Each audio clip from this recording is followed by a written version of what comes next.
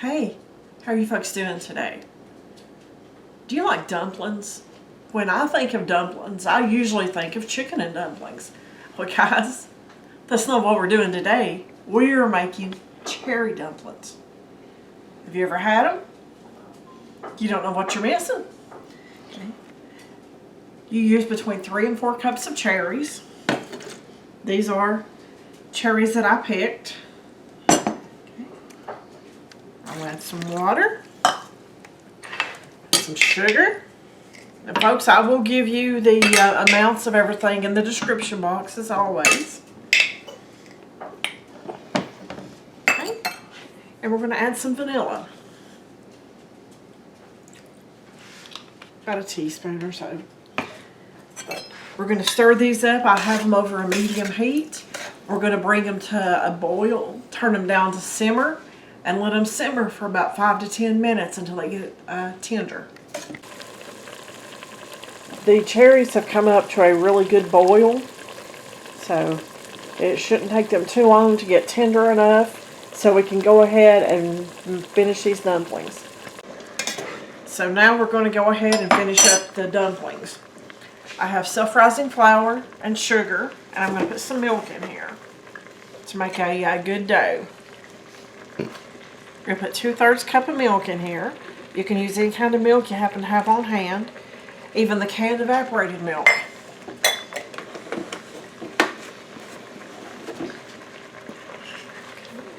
Let's turn that down a little bit more.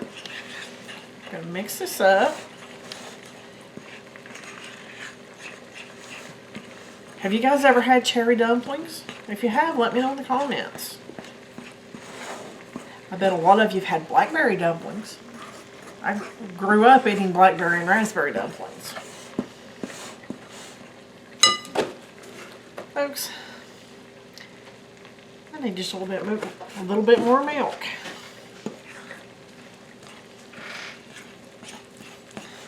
Real life, guys, real life. I think that's one of the phrases I say most in these videos.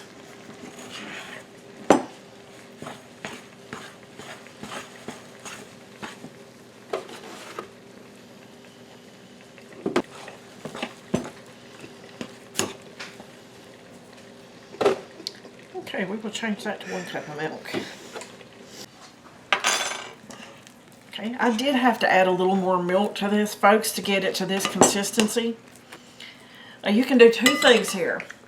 You can either do a drop dumpling, which is the wetter, moist, or you can get some more self-rising flour, put this down on a pastry sheet, and roll it out, and cut them up and have them nice and pretty.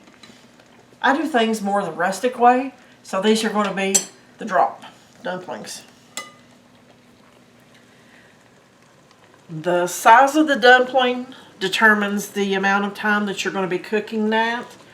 So it's better to go smaller rather than larger, because remember, this is self-rising flour and they will double in size. So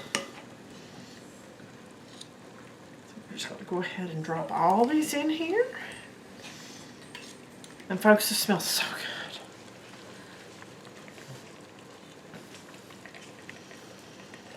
Now these are fresh cherries that I pitted. That information will be in the description box. But if you have some canned cherries that's not the cherry pie filling, just a canned cherry, you could substitute that. And that would work just as well, or frozen. But we're doing fresh today. Let's just get all these in here. And here in about 5 to 10 minutes, we're going to have some good old dumplings.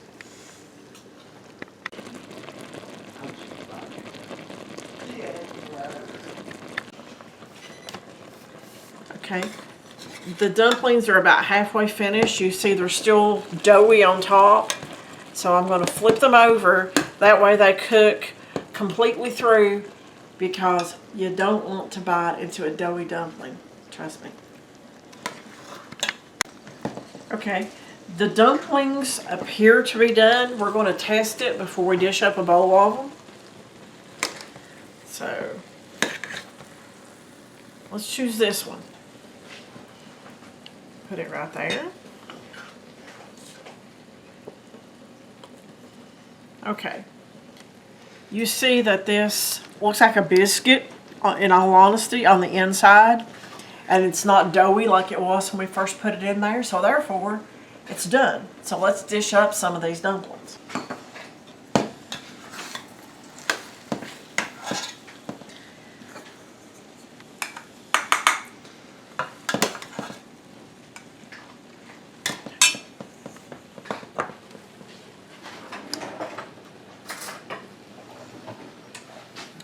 And you know I gotta have some of this. It absolutely smells wonderful.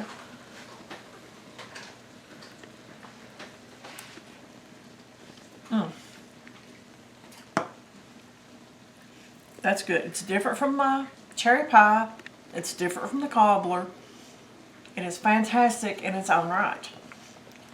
Now some people may not want the whole cherries like this. What you can do is before you start boiling it, you put an immersion blender in there and blend it up. That way you have more of like a saucy dumpling rather than with the chunky cherries on there. It's all your preference. But this is great. You got to give it a try. Thanks for watching, and I'll see you on that next video.